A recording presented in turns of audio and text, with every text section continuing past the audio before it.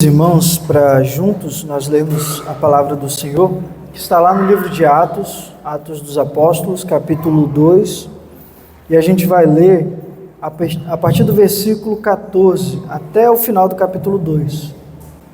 Atos, capítulo 2, do versículo 14.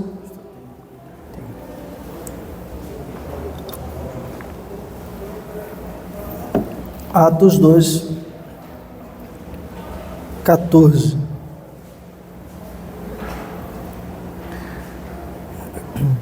Amém? Diz assim a palavra do Senhor. Então Pedro se levantou junto com os 11 e, erguendo a voz, dirigiu-se à multidão nestes termos: Homens da Judéia, e todos vocês que moram em Jerusalém, tomem conhecimento disto e prestem atenção no que eu vou dizer. Estes homens não estão bêbados, como vocês estão pensando, porque são apenas 9 horas da manhã. Mas o que está acontecendo é o que foi dito por meio do profeta Joel. E acontecerá nos últimos dias, diz Deus, que derramarei o meu espírito sobre toda a humanidade. Os filhos e as filhas de vocês profetizarão, os seus jovens terão visões, e os seus velhos sonharão. Até sobre os meus servos e sobre as minhas servas derramarei o meu espírito naqueles dias, e profetizarão. Mostrarei prodígios em cima no céu, e sinais embaixo na terra, sangue, fogo e nuvens de fumaça. O sol se transformará em trevas, e a lua em sangue, antes que venha o grande e glorioso dia do Senhor. E acontecerá que todo aquele que invocar o nome do Senhor será salvo. Israelitas, escutem o que vou dizer. Jesus, o Nazareno, homem aprovado por Deus diante de vocês, com milagres, prodígios e sinais, os quais o próprio Deus realizou entre vocês por meio dele, como vocês mesmos sabem, a este, entregue conforme o plano determinado e a presciência de Deus, vocês mataram, crucificando por meio de homens maus. Porém, Deus o ressuscitou, livrando-o da agonia da morte, porque não era possível que fosse retido por ela. Porque Davi fala a respeito dele, dizendo: Eu sempre via o Senhor diante de mim, porque Ele está à minha direita, para que eu não seja abalado. Por isso meu coração se alegra e a minha língua exulta. Além disto, também a minha própria carne repousará em esperança, porque não deixará a minha alma na morte, nem permitirá que o teu santo veja a corrupção. Fizeste-me conhecer os caminhos da vida, e me encherás de alegria na tua presença. Irmãos, permitam-me falar-lhes claramente a respeito do patriarca Davi. Ele morreu e foi sepultado, e o seu túmulo permanece entre nós até hoje. Sendo, pois, profeta, e sabendo que Deus lhe havia jurado, um dos seus descendentes se assentaria no seu trono, prevendo isto, referiu-se à ressurreição de Cristo, que nem foi deixado na morte, nem o seu corpo experimentou corrupção. Deus ressuscitou este Jesus, e disto nós somos testemunhos. Exaltado, pois, à direita de Deus, tendo recebido do Pai a promessa do Espírito Santo, derramou isto que vocês estão vendo e ouvindo. Porque Davi não subiu aos céus, mas ele mesmo afirma: Disse o Senhor ao meu Senhor: Sente-se à minha direita, até que eu ponha os seus inimigos por estrado dos seus pés. Portanto, toda a casa de Israel esteja absolutamente certa de que a este Jesus que vocês crucificaram, Deus o fez Senhor e Cristo. Até aqui, irmãos. Deus fala conosco de maneira pessoal, Senhor. Abre o nosso coração para que possamos entender a Tua palavra, para que possamos compreendê-la, Senhor Deus. Exorta-nos por meio dela, Senhor Deus. Disciplina-nos por meio dela, purifica o nosso coração por meio dela, Senhor Deus. Mas também edifica-nos para que sejamos encorajados a viver a nossa vida, Senhor Deus, para a glória do Teu santo e bendito nome. É o que nós pedimos, em nome de Jesus. Amém.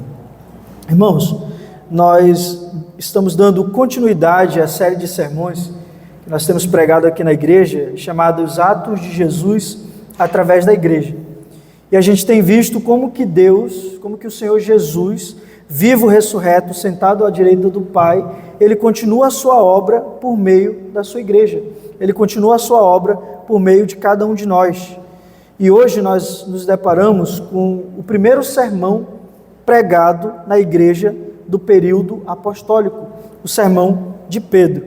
E aí eu quero convidar os irmãos a imaginar a cena, o Espírito Santo sendo derramado, línguas como fogo sendo derramados no cenáculo, um vento impetuoso. De repente aqueles galileus saem falando na língua dos povos que estavam ali em Jerusalém. O povo fica atônito, tentando entender o que está acontecendo, o povo fica perplexo. Então Pedro se coloca de pé e ele começa a pregar o seu sermão, um sermão que não é centrado no homem, um sermão que não está concentrado em filosofias humanas, mas um sermão que está concentrado, fundamentado completamente em Cristo Jesus. Pedro, no seu sermão, apresenta Cristo Jesus e diz que aquilo que eles estão vendo é uma obra de Cristo Jesus. E quando Pedro termina de pregar o seu sermão, 3.000 pessoas têm o seu coração compungido, são transformadas pela ação do Espírito Santo, mostrando que a pregação centrada em Cristo, ela transforma vidas. E esse é o tema do sermão que nós vamos meditar hoje. A pregação centrada em Cristo, ela transforma vidas. Nós somos prova disso. E nós veremos duas verdades essenciais a partir deste tema. Primeiro, aí nos versículos 12 a 21, o cumprimento da profecia. E segundo, a exaltação de Jesus e a declaração do seu senhorio. Então, nesse primeiro ponto, o cumprimento da profecia está aí nos versículos 12 a 21. Como eu disse, nós temos diante de nós o primeiro sermão da Igreja Apostólica. Os irmãos lembram que na semana passada o Guilherme pregou aqui para os irmãos e ele falou sobre o Pentecostes, sobre aquele acontecimento. Os discípulos estavam aguardando a promessa do Pai, reunidos no cenáculo, juntamente com algumas outras pessoas, em oração, esperando pelo derramamento do Espírito Santo. Então, inesperadamente, o Espírito Santo é derramado sobre eles, e sinais visíveis são vistos, línguas como fogo, um vento impetuoso. De repente, aqueles galileus, que eram de uma região periférica, ali da Judéia, eles saem falando na língua dos povos que estavam em Jerusalém. Eram medos, partas, elamitas, gente de todo lugar. E eles saem falando na língua, nos idiomas daquelas pessoas. E a multidão que vê aquilo, aquela cena toda, ela fica perplexa. Ela olha para aquilo e diz: o que está acontecendo? Meu Deus, o que está acontecendo? O que esses sinais significam? Por que esses homens estão falando nos nossos idiomas, estão falando nas nossas línguas? Eles não são galileus, eles não são pescadores, não lhes falta instrução. O que está acontecendo? A multidão fica perplexa. Mas outros, segundo o versículo 13, eles começam a zombar. Estão dizendo: olha, isso aí, ó, pessoal que entornou o pessoal bebeu, o pessoal está alcoolizado. É isso que vocês estão... Eles estão falando assim porque está todo mundo bêbado. É isso que vocês estão vendo. E aí Pedro, ele se levanta, é o que nós vemos no sermão de hoje. Ele se levanta com ousadia e ele declara que aquilo que eles estão vendo não é fruto da embriaguez. Não é horário para ninguém estar bêbado. Pelo contrário, o que eles estão vendo ali é o cumprimento das promessas do Antigo Testamento. O que eles estão vendo ali é uma ação do Senhor Jesus. Aquele Jesus que a multidão crucificou, entregou para ser crucificada, que foi morto, Deus o ressuscitou e o fez Senhor e Cristo, o fez Messias do povo de Deus e o fez Senhor da humanidade. É isso que Pedro diz. Pedro se levanta com ousadia e declara essas verdades. E o sermão de Pedro, ele tem algumas características. Primeiro, ele é um sermão bíblico. Quando Pedro vai explicar o que está acontecendo ali, ele volta para o texto de Joel, ele volta para o texto das Escrituras, ele se fundamenta na Bíblia. Segunda característica é que o sermão de Pedro, ele é profundamente cristocêntrico.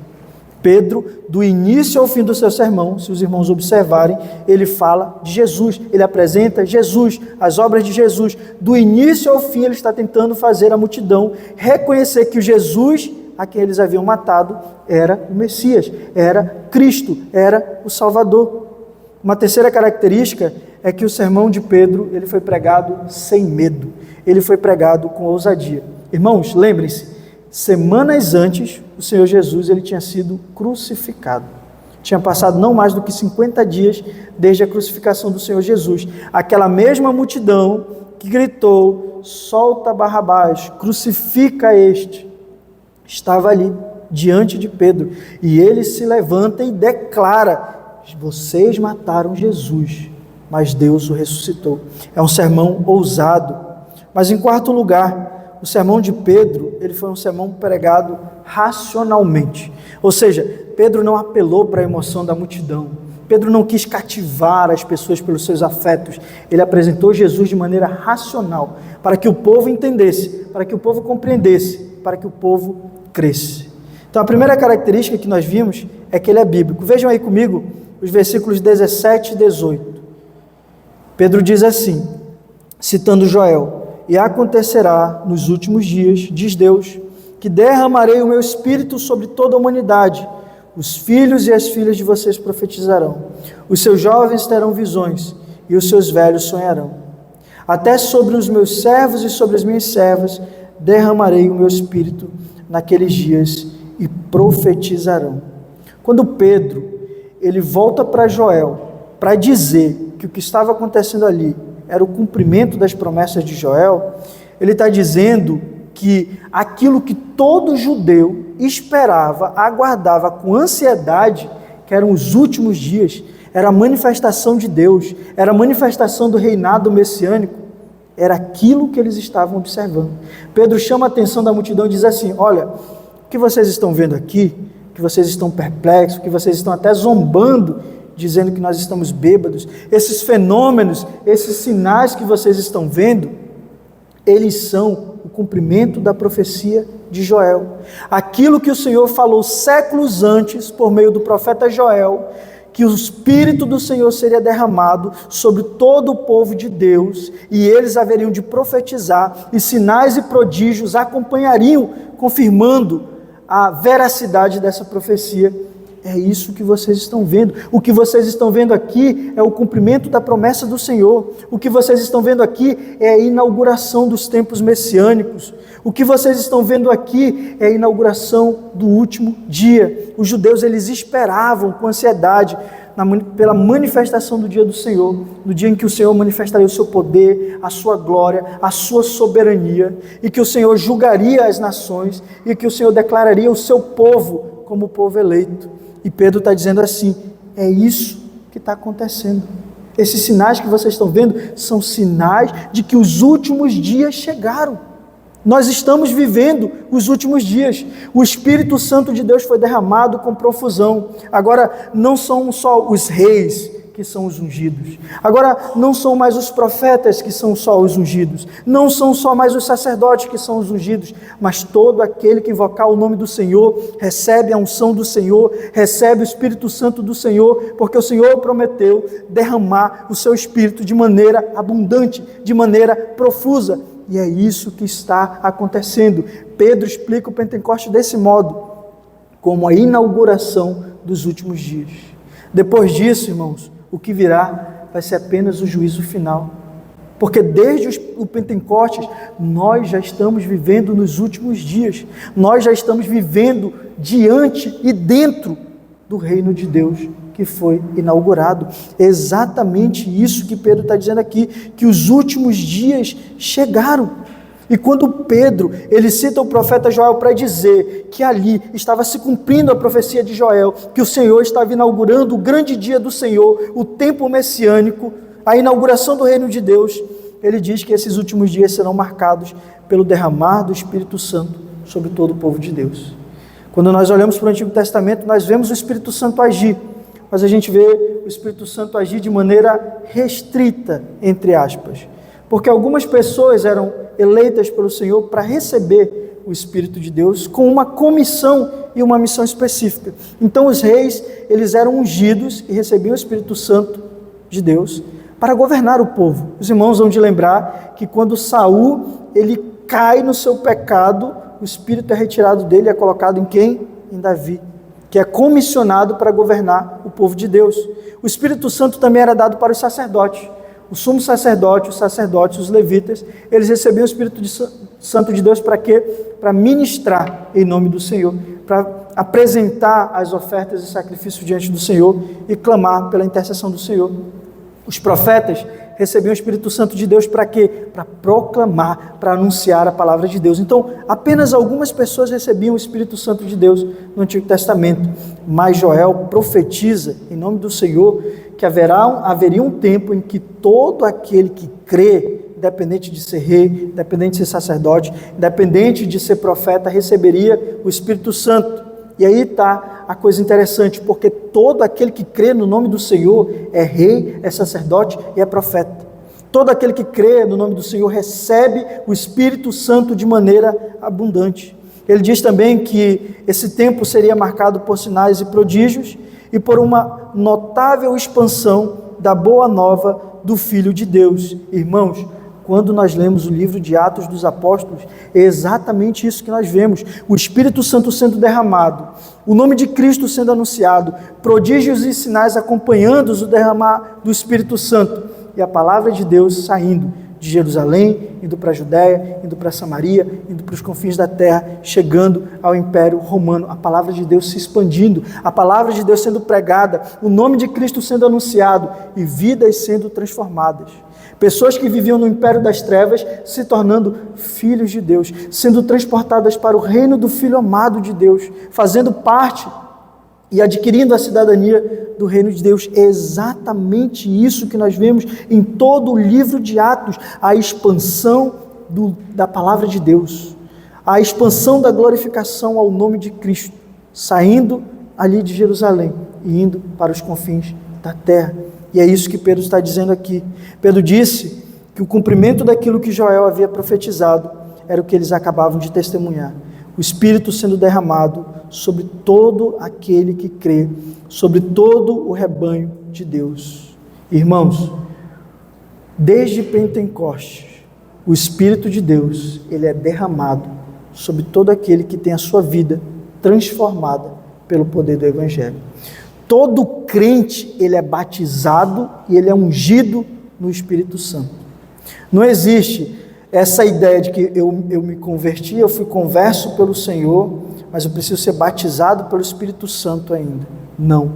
A regeneração, a transformação de vida, nós sermos conscientes dos nossos pecados e confessarmos Jesus como nosso Senhor e Salvador e vivermos em novidade de vida, esse é o batismo do Espírito Santo.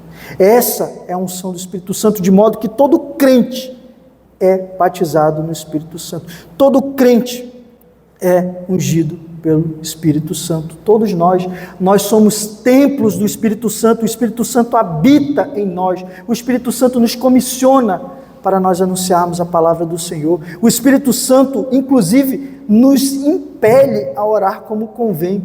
O Espírito Santo nos ajuda na nossa adoração. O Espírito Santo nos ajuda em nossa santificação, porque nós somos habitados pelo Espírito Santo. Do mesmo modo que o templo na antiga aliança era habitado pelo Espírito do Senhor, simbolizando a presença do Senhor no meio do seu povo, nós temos o Espírito Santo no nosso coração. Nós somos tabernáculos vivos do Espírito Santo, e é por isso que nós devemos viver uma vida santificada. E quando o Espírito é derramado sobre nós, irmãos, ele não é derramado para que nós fiquemos inertes, irmãos. O Espírito, ele nos concede dons, e os dons são diferentes. Alguns têm o dom da palavra, sobem no púlpito e conseguem pregar bem, conseguem evangelizar muito bem outras pessoas. Alguns têm o dom de cantar, de tocar. Algumas pessoas só de ouvir, elas conseguem pegar e tocar música. Alguns, eles têm uma generosidade tamanha, eles ofertam, eles não têm nenhum receio de meter a mão no bolso e ajudar os outros. Alguns são excelentes conselheiros. Os dons são diversificados, mas o Espírito é o mesmo. E o propósito pelo qual o Senhor nos dá o Espírito também é o mesmo, para que nós trabalhemos para a glória do nome de Deus e para que nós trabalhemos para o crescimento e para a expansão do reino de Deus. O Senhor nos dá esses dons para que nós possamos colaborar com o reino de Deus, para que o reino de Deus se expanda. O Espírito Santo nos é dado para que nós possamos, em outras palavras, anunciar o nome de Cristo, fazer o nome de Cristo conhecido. Todos nós somos habitados pelo Espírito Santo. E aí no versículo 17, Pedro diz, ainda citando Joel: os filhos e as filhas de vocês profetizarão. E aqui a gente vê a nossa responsabilidade como crente. O O que ele quer dizer com isso, quando ele diz que quando o Espírito fosse derramado, os filhos e as filhas profetizariam? Será que os filhos, durante o seu sono, eles teriam visões maravilhosas do Senhor, novas revelações da palavra de Deus? Será que uma luz brilharia como nos profetas do Antigo Testamento e o Senhor comunicaria a sua palavra especial para eles? É nesse sentido que é profetizar? Não. É no sentido de que nós, crentes no Senhor Jesus, nós temos a palavra de Deus. Nós temos a vontade revelada de Deus. Do mesmo modo que os profetas no Antigo Testamento, eles recebiam a revelação especial de Deus, da vontade do Senhor, e comunicavam ao povo, nós temos a palavra de Deus, nós conhecemos a vontade do Senhor. Então nós profetizamos no sentido de que, conhecendo a palavra de Deus, nós anunciamos a palavra de Deus. Quando o profeta ele recebia uma iluminação especial do Senhor, ele tinha o dever, a responsabilidade, mas também o privilégio de comunicar essa palavra ao povo de Deus. E quando o Espírito Santo nos habita, nós também recebemos o privilégio de transmitir esta palavra que nós conhecemos, que nós nos debruçamos para entender, para aqueles que estão ao nosso redor. Nós temos, irmãos, entendam isso, pregar o Evangelho, evangelizar, anunciar o nome de Cristo, não é um fardo, é um privilégio que deve ser feito com amor e alegria e dedicação. E é isso que Pedro está dizendo, quando o Espírito Santo habita no meio do seu povo, quando o Espírito Santo é derramado sobre os indivíduos, ele os capacita para profetizar, para anunciar a palavra de Deus, para pregar o Evangelho da graça de Deus. Nós fazemos isso de maneira pública, aqui na igreja, nos cultos, mas nós fazemos isso também de maneira individual. Cada um de nós tem a responsabilidade e o dever de chegar com o seu vizinho, chegar com o seu colega de trabalho, chegar com o seu colega de faculdade, seu colega de escola e anunciar o nome de Cristo. E o Senhor nos dá oportunidades, muitas oportunidades, para anunciarmos o nome de Cristo. Quem é habitado pelo Espírito tem essa responsabilidade. E ele termina dizendo assim: e acontecerá que todo aquele que invocar o nome do Senhor será salvo. Será salvo quem invocar o nome do Senhor. Mas o apóstolo vai perguntar: como é que eles vão invocar se eles nunca ouviram falar? Como é que as pessoas vão invocar o nome do Senhor se nós não formos pregar o nome do Senhor, se nós não cumprirmos a nossa responsabilidade com o Senhor, se nós encaramos a grande comissão como uma grande opção ou como uma grande omissão? Se nós não formos, como eles vão conhecer o nome de Cristo Jesus? Como eles vão invocar o nome de Cristo Jesus? E como eles serão salvos? Nós temos uma responsabilidade, irmãos. O Espírito nos é derramado para que nós sejamos capacitados a cumprir com a nossa responsabilidade. Hoje, muitas igrejas elas estão empolgadas com o Espírito Santo, mas com entendimento errado, irmãos. Não é errado você se empolgar, você desejar o Espírito Santo, ser pleno do Espírito Santo. O problema é que as igrejas têm pensado que ser ou estar no Espírito Santo implica você ter que falar outras línguas, você ter que ter visões, você cair no chão, você rodopiar, você fazer uma porção de coisas. As pessoas transformam o Espírito Santo como um fim em si mesmo. Mas a Bíblia nos indica que o Espírito Santo ele tem uma missão. E qual é essa missão? Apontar para Cristo. Por exemplo, lá em João capítulo 15, versículo 26, e João capítulo 16, versículo 14, o próprio Senhor Jesus, quando ele está falando sobre a vinda do Espírito, ele diz assim, João 15, 26, quando porém vier o Consolador, que eu enviarei a vocês da parte do Pai, o Espírito da verdade que dele procede, esse dará testemunho de mim. João 16, 14, ele me glorificará, porque vai receber do que é meu e anunciará isso a vocês. Então, qual é o indício de que uma igreja é cheia do Espírito Santo? É que ela chora durante o louvor? É que ela se derrama diante do louvor? É também, mas não é só isso não. Você pode chorar aqui na igreja ouvindo um louvor, como você pode chorar em casa ouvindo uma outra música, assistindo um filme emocionante.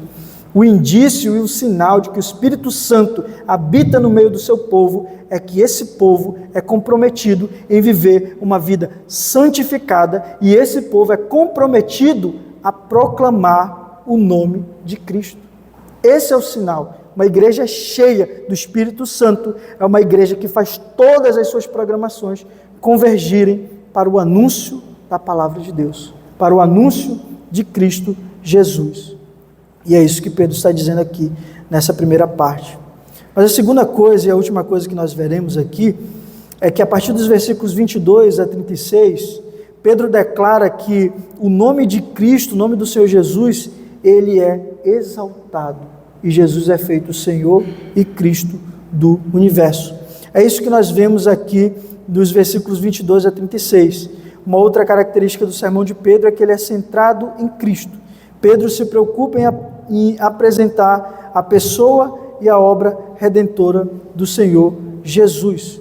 Então, Pedro, ele chama a atenção da multidão e ele diz assim: olha, o que vocês estão vendo aqui é o cumprimento da profecia de Joel. Mas ele diz uma outra coisa para a multidão. Ele diz: o que vocês estão vendo aqui é uma obra de Jesus.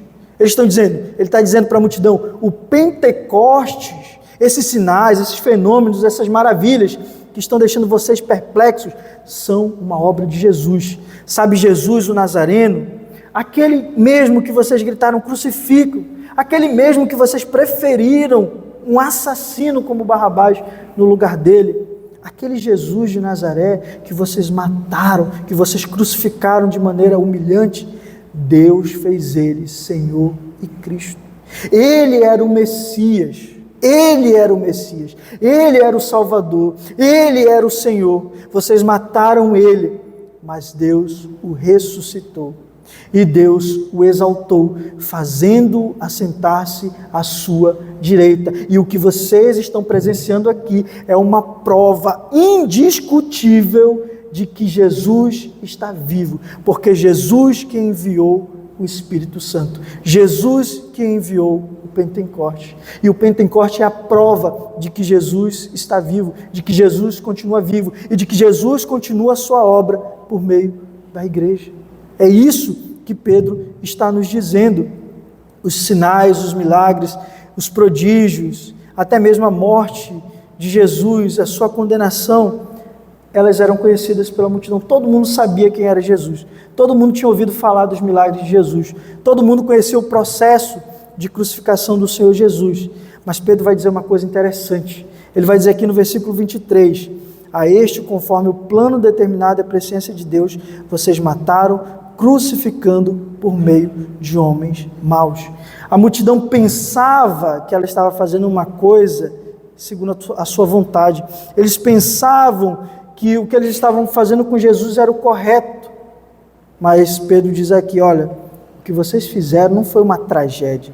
O que vocês fizeram aqui não foi algo aleatório, algo circunstancial. A morte de Jesus foi decretada pelo Senhor Deus, pelo Pai. O Senhor sabia e o Senhor decretou. Para quê? Para salvar o seu povo. Vocês pensavam que vocês estavam fazendo certo, mas o Senhor utilizou a sua maldade para transformar em bem. Ele utilizou o fato de vocês serem assassinos e quererem assassinar o autor da vida para fazer disso um ato redentor, para salvar o povo de Deus. Então a multidão achava que estava fazendo bem, achava que estava fazendo aquilo que é correto, mas tudo estava debaixo do decreto de Deus. E por meio da crucificação e da morte do Senhor Jesus, um povo foi redimido. Mas uma outra coisa que Pedro também esclarece no seu sermão e que a multidão não sabia é que Deus Pai havia ressuscitado Jesus dentre os mortos. A multidão só sabia até a cruz, só sabia até o sepultamento.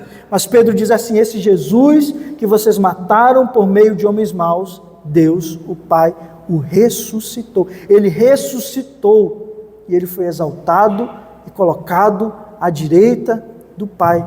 E ele cita o Salmo 16 para provar isso. Ele diz que Davi estava profetizando. Davi morreu, seu túmulo era conhecido pelo povo, Jesus morreu, mas a morte não pôde reter o corpo do Senhor Jesus. O corpo do Senhor Jesus não experimentou a putrefação que nós experimentamos, a corrosão que nós experimentamos. No túmulo do Senhor Jesus não criou capim, não criou musgo, porque ele ressuscitou no terceiro dia. É isso que Pedro está dizendo. Vocês tentaram matar o autor da vida, mas Deus o ressuscitou, o Pai o reviveu, e o Pai o fez assentar-se à sua direita, e o fez, e o declarou Senhor e Cristo sobre toda a humanidade. E o que vocês estão percebendo, observando aqui no Pentecoste, é um ato soberano de Jesus, é uma declaração de que Ele é o Messias, de que Ele é o Rei, de que Ele é o soberano, de que Ele é o Senhor sobre o universo, o Senhor sobre a humanidade. É isso que Ele está dizendo à multidão, e é isso que Ele está nos dizendo a nós hoje, que Deus o Pai, o Criador do céu e da terra, fez de Jesus Cristo o Senhor do universo. Então, se Jesus foi feito pelo Pai, o Senhor do universo, isso implica que Jesus governa o universo. Implica que não existe nada, absolutamente nada, nenhum centímetro quadrado do nosso cosmos que Jesus não possa dizer: isto pertence a mim, isto é meu. Jesus é Senhor de tudo, Jesus é Senhor de todos, Jesus governa soberanamente sobre todos os povos, mas de maneira especial Ele governa a sua igreja, da galáxia mais distante do universo, até o vermezinho que rasteja, tudo pertence a Cristo, tudo, absolutamente. E vejam, Ele governa, Ele não espera um convite. Jesus não espera um convite: venha governar a minha vida, Senhor Jesus. Ele governa as nossas vidas, Ele governa o universo, quer nós queiramos ou não. Nós podemos ser rebeldes ao governo de Deus, nós podemos ser rebeldes ao governo de Cristo, podemos não aceitar o governo de Cristo, podemos ser descrentes no nome do Senhor Jesus, mas isso não afeta em nada o poder de Jesus, não afeta em nada a soberania do Senhor Jesus, não afeta em nada o reinado de Cristo, porque quem declarou Ele rei não fomos nós, foi o Pai. Ele reina porque o Pai declarou que Ele é o Senhor do universo. Ele está acima de todo imperador, Ele está acima de todo rei, Ele está acima de todo nome, de todo presidente da república, Ele está acima de todo principado e acima de toda potestade. O Senhor Jesus reina soberanamente, porque Ele foi decretado pelo Pai, o seu senhorio. E as Escrituras são bastante claras, irmãos, ao dizerem que um dia esse Jesus que subiu, está sentado à direita do Pai, Ele voltará com poder e glória. Esse Jesus que foi visto subir, que foi registrado a sua subida, a sua assunção aos céus, Ele voltará com poder e glória. E as Escrituras declaram, o apóstolo Paulo lá em Filipenses 2,11, que toda língua confessará e todo joelho se dobrará, toda língua confessará que Jesus é o Senhor, para a glória de Deus Pai. Quando o Senhor Jesus voltar, haverão aqueles que com alegria, com gozo no seu coração, haverão de dizer assim: Jesus é o Senhor. Obrigado, Senhor, porque agora eu estou vendo a Tua glória. Obrigado, Senhor, porque eu estou vendo o Teu dia. Haverão aqueles que estarão alegres no Senhor, aqueles que ansiosamente esperaram por este dia, estão vendo a libertação no Senhor, estão vendo a salvação definitiva, estão vendo a consumação do reino de Deus, e eles se prostrarão de joelhos, alegres, felizes, gozando no Senhor, porque eles esperaram ansiosamente por este dia. Mas o texto de Paulo diz assim: todo joelho se dobrará e toda língua confessará. Então haverão aqueles que foram rebeldes durante a sua vida, que serão forçados a se colocarem de joelhos, que serão forçados a confessar que Jesus é o Senhor, para a glória de Deus Pai. Por quê? Porque Jesus reina soberanamente, porque Ele foi decretado pelo Pai como Senhor do universo, como Ele foi decretado como Cristo. Por isso Pedro diz no versículo 36, portanto, toda a casa de Israel esteja absolutamente certa de que é este Jesus que vocês crucificaram, Deus o fez Senhor e Cristo. Precisamos reconhecer isso, irmãos, que Jesus é o nosso Senhor. Nós precisamos reconhecer também que diante do senhorio e do governo de Cristo não existe neutralidade.